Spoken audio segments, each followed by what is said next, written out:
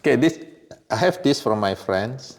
He live in Knoxville, Tennessee, and he said that say salam to Astin, and please give this very short book, small book. Okay, maybe you can read this book about Islam. It's a very simple explanation about Islam. It's very good explanation actually.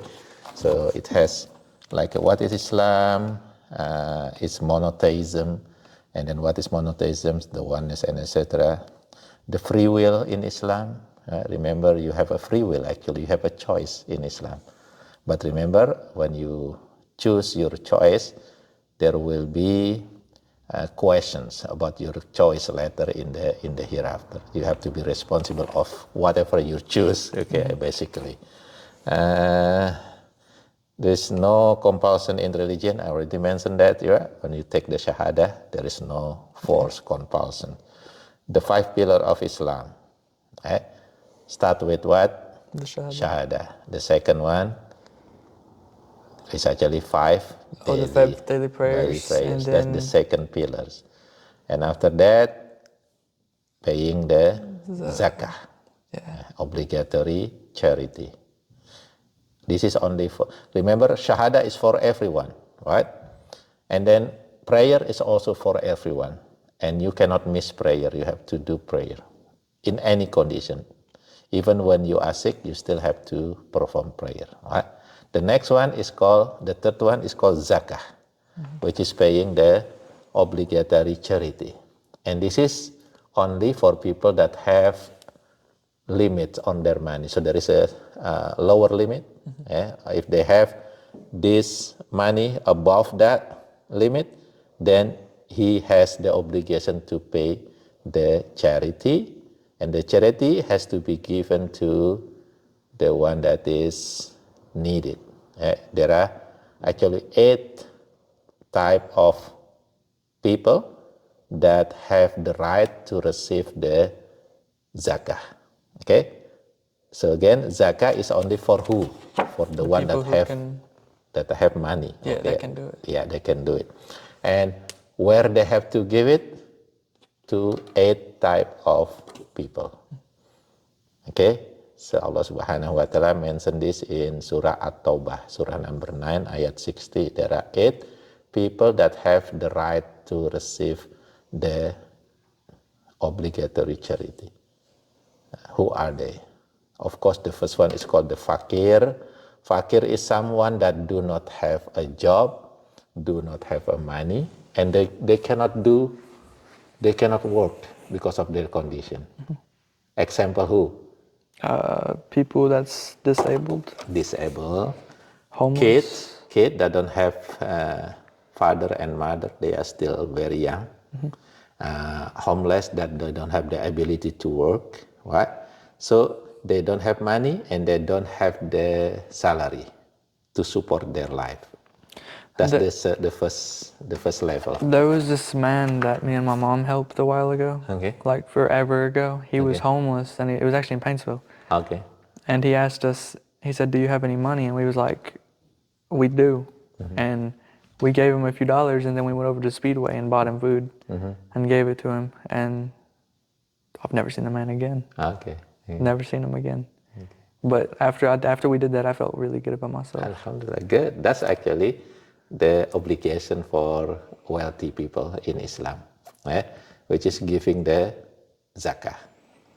And the zakah is only 2.5% of their wealth, and it's only pay for the whole year. So one time a year. That's the obligation. If you're gonna pay more, it's called the just charity, which is not obligation. It is recommendation, right? In Ashland, there was also this time where I saw this person on the side of the street with a dog, and I gave him $10. It was the last $10 I had. I said, "Here, you probably need it more than I do." That's the best. So when you give with whatever you have, you only have $10, and then you give it to make people happy and then to help them. Yeah. That's the best charity, actually. Yeah, it was right beside of, I don't know what it is. I think it's a Wendy's or McDonald's or something. No, Okay. yeah, Wendy's. Okay. And after I gave it to him, I saw him walk straight in there and get something. And I was like, yeah, that's Wonderful. It's the best. You know, can you differentiate between, you know, someone that have $1 million and give $100 with someone that only have $5 and give $5? Which one do you think will get more reward? person who's only got the $5. $5 and he give it all. You see that, right? So it's not about the value in Islam, actually about your heart, how you give it, right? Yeah, it's good, you know. If you have 1 million, give it $100 to someone. It's good. It's good. But actually, you can give more, right? Compared to someone that only have $5 and give the $5. Okay. So who is the first one that have the right to receive the zakah?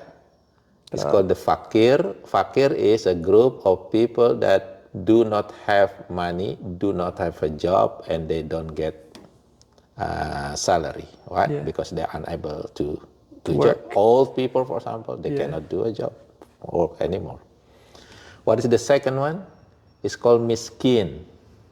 So there is fakir, there is miskin. What does miskin mean? Needy people. Needy people is, they might have a job, right? But their job is not enough to pay for their daily life. Yeah. If they have family, then they're unable to perform that one. But they have a job, right? And they have the ability to work. But they're unable to fulfill the daily life. Daily, Yeah. So that's what we call the miskin. So that's the second type of people that have a right to receive what? The zakah money. What is the next one? I'm not sure. The next one is called the amil zakah, which is the one that collect the money from wealthy people to be distributed to other people. So he has also the right to receive a little bit from what he do. So usually in some area, they will have what we call the amils, the organizer. The organizer that collect the zakah and they distribute it to others. So he or she, or maybe they, okay, maybe several people, also have the right to receive some from that zakah. Do you know what is the next one? So how many already? 3. 3. Number 4. Number 4 is the new convert. See that? Oh. Hey. Hey, yeah. So, is that why I got $100 that day? It could be, yeah. Because but Badr gave me $100. Alhamdulillah, good. Yeah.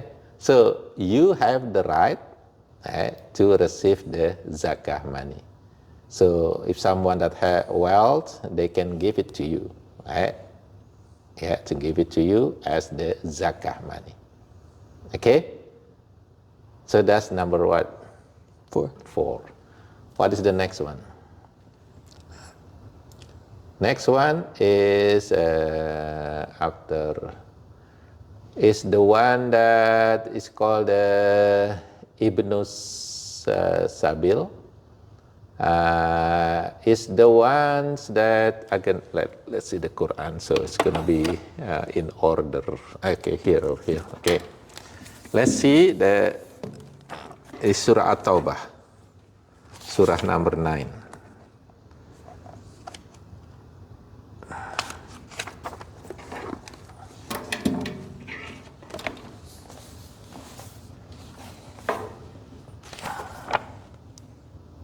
What is this?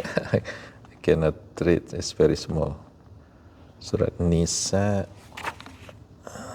Okay. Number 5, 7. This is 9.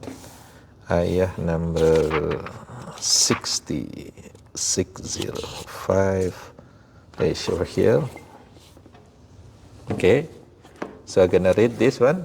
Innamas sadaqatu lil fuqara. Indeed, okay. The zakah, obligatory zakat or charity is given to lil fuqara, fakir. What is fakir again? The one that do not have money, no salary, cannot a job, right?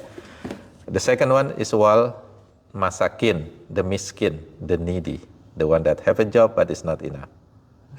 What is the next one?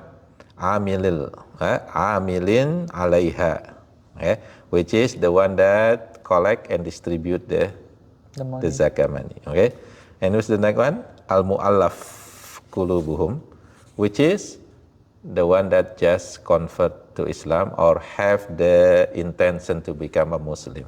They also have the right to get the zakat money. Okay, what is after that? Riqab, wa fi riqab, which is money that is used to free the slave. So in Islam, actually, slave has to be free. So the zakat money can be used for freeing slave. So Islam is not actually is against slavery, right? But right now maybe there is no slavery, right? Yeah, hopefully. So this one maybe don't get it, okay, because no slave. Okay. Yeah. So wafir riqab is for freeing slave, free the slave. Okay. What is the next one? Al-gharimin. Al-gharimin means someone that has a lot of debt. So somebody that's in debt and can't in debt, yeah. But the debt is not for someone have a debt because of they make a credit for buying a very beautiful car. Not that kind of people. Yeah. Okay. So the one that have a debt, but because for their life, okay, maybe for maybe they went to the hospital sick, and then there are a lot of debt because they cannot pay that. That's including the one that have the right to receive what? Zakat. The zakat money. How many already? Al-fakir, masakin, amilin, the convert. That's 5. The riqab, the free slave, and number 6 is the al-gharimin, the one that have debt. Okay, and what is that next? Fi sabilillah. This is usually during the war, to be given to someone that going to the battle. Okay, so that's the number what? 7. And the last one is wabnis sabil. Ibnu sabil means someone that travels or maybe going to other country, and like for example students that coming from other country, and he actually don't have enough money instead of loan or whatever, so he can get the zakat money. You get this one? So how many people that have a right to? 8. 8 people. What is the first one? Fakir, the one that don't have. I can say it in English, but I can't. You can say it's hard. What is the first one? The people who can't get jobs, like disabled people. Okay. Then the people who are homeless. Yeah, maybe they have a job, but it's not enough. Yeah, they can't. Yeah. Yeah, and what is the next one? The convert. The organizer. The organizer who gets the money. They can get it some of themselves, and then the convert. The convert, yeah. Then the needy, right? No. Freeing the slaves. The slaves. Yeah. Needy is number 2. Okay. It's called miskin. Yeah. What is number 6? The one that maybe sick, go to the hospital. Oh yeah, the people who need that in debt. In debt, okay. Number 7 is the ones who going to war. And then 8 is the people who maybe stranded or maybe on the other country. They coming from other country and they need money for something. Yeah, that's obviously going to give me a minute to get a hold of that one. Because I didn't even know that existed. Yeah, sometimes if you go somewhere, like whenever you have a plan to go to Ukraine or Chechnya, okay? Yeah. So maybe sometimes you're stranded over there. Yeah. And you have the right to receive the the zakat money from people on Chechnya. You know what I mean? That's one of my dreams. Good, to go to Chechnya and go to the big mosque there. Wonderful, yeah. And then go to Mecca. Mecca, inshallah. For sure. Yeah. So how many so far? So Shahada is number one, the 5 pillar of Islam. Eh? Shahada. Shahada, everybody has to do it. And then prayer, everybody has to do it, right? And this one is for the one that already baligh or mature. Okay? And then zakat only for People who can. people who can. And then after that, what is that? Fasting. Fasting in the month of Ramadan. Everybody or only people that can? People who can. People who because can. of people who sick. That's can't. right. Wonderful. It's not forced, so not for everybody. And then pilgrimage. The last one is pilgrimage. For who? The people who can. Yeah, the people that can. So it's not all these pillars is actually have to be done by every Muslim. Only 2 of them. Right? Only the first 2. What is that? The Shahada and the That prayers. and the prayer. That's it. The rest is based on condition. If you can and if it's condition. possible. That's right. You get this one? That's the 5 pillars of Islam. So this will tell you about the 5 pillars of Islam over there. And it's also talk about Quran, about Prophet Muhammad Sallallahu Alaihi Wasallam, bid'ah. Maybe you have mentioned about bid'ah. It is inventions in prayer, instead of 2 in the Fajr prayer, because you say, I'm healthy, I'm gonna make 4 rakaat. That's bid'ah. You cannot do that. Okay. So Fajr prayer is only 2. So adding things that is not really taught by Prophet Muhammad SAW, especially for ritual, not for worldly thing. Like for example, in the time of Prophet Muhammad SAW, there is no car. Okay, so driving car right now is not a bid'ah. Okay, it's not an invention in religion, but it is inventions in other things, which is okay. But if it is invention in religion, like adding units in salat, that's a big no. It's called a bid'ah. You get it, sir? So what about the one that's like at 2:00 in the morning? That's not qiyam or obligatory prayer. That's a sunnah. So if I was to do that, that'd be good. It's recommended. It's good. Prophet Muhammad also performed that prayer. So it's not really invention. So this is the same that Prophet Muhammad SAW performed, but it is not obligation. If you want it, you can do it. If you're sleepy, you don't have to do it. But Fajr prayer, you have to do it. Yeah. How many Muslims do you think actually do that one? A lot. A lot of them. A lot of them. Because this is one of kind of highly recommended prayer. Okay. Usually they set the clock before Fajr prayer, and then they perform that. Because on the apps, it won't let me put the clock. It won't let me put like the noise on there for it to like. You can put your own alarm. So if the Fajr is 4:30 today, you can wake up at 4 o'clock and perform that prayer. And then after you perform that prayer, Fajr coming, then you perform the Fajr prayer. Okay. Yeah. You can also perform before sleep. So I want to perform a night prayer before sleep, but you have to do it after the Isha prayer. Yeah. Yeah, before you sleep. Yeah, that's a kind of highly recommended prayer. So instead of praying 5 times a day, I would be praying 6 times a day. 6 times. Some people say, and there is another highly recommended is during the day before Zuhur prayer. It's called Duha prayer. So you can do it around maybe 11 o'clock, 10 o'clock, after Fajr prayer. There is a highly recommended prayer. It's called a Duha. Duha means day, but before Zuhur prayer. So how many is that? Is however many I put? Every Sunnah prayer is actually 2. You can make it more than 2, but 2 is enough. The limit? 2 is good. Limit, yeah. So 2, or maybe you can say 4, 6, 8, whatever you want it. So there's duha, and then there's the qiyam. The qiyam, which is called the tahajjud, the qiyamul layl, okay, night prayer, okay. Duha, okay.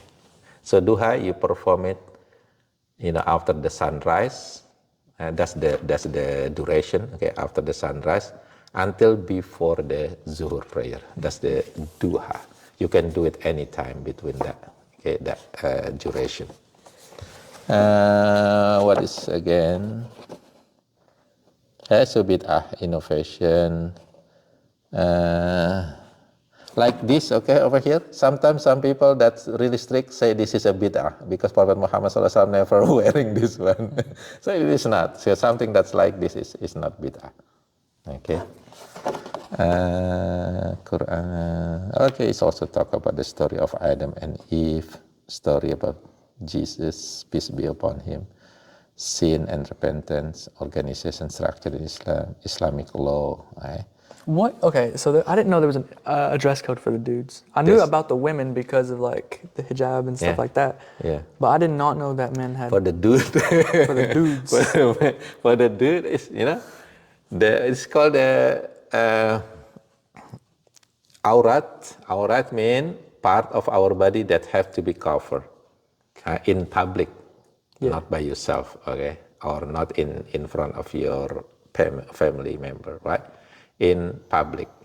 So for women, you know that one, right? So it is only face, hand, maybe that can be shown to the public. The rest has to be covered. Right? That's called a hijab. Okay, so covering the aurat. So the aurat for woman is everything except face and hand. You get this one? Now how about the aurat for men? The only thing I know is shorts down below the knees. Yes. That's so the aurat is what is the belly, bottom, until the knee.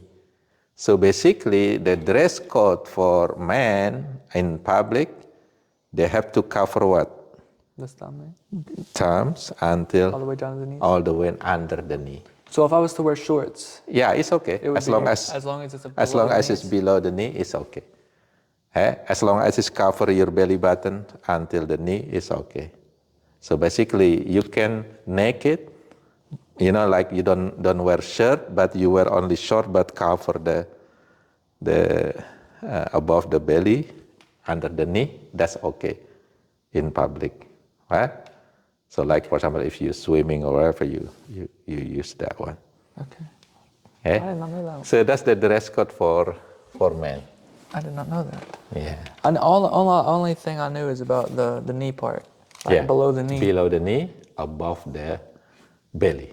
Okay. Okay. So basically, you can uncover your chest if you want it in the belly, but sometimes it's kind of not appropriate. Okay, sometimes. Okay. Islamic law, the dress code, woman in Islam. Here gonna be what is Calvinism? Islam warfare and jihad, science, technology, fundamental terrorism, summary, and it's very short, simple books if you want to read.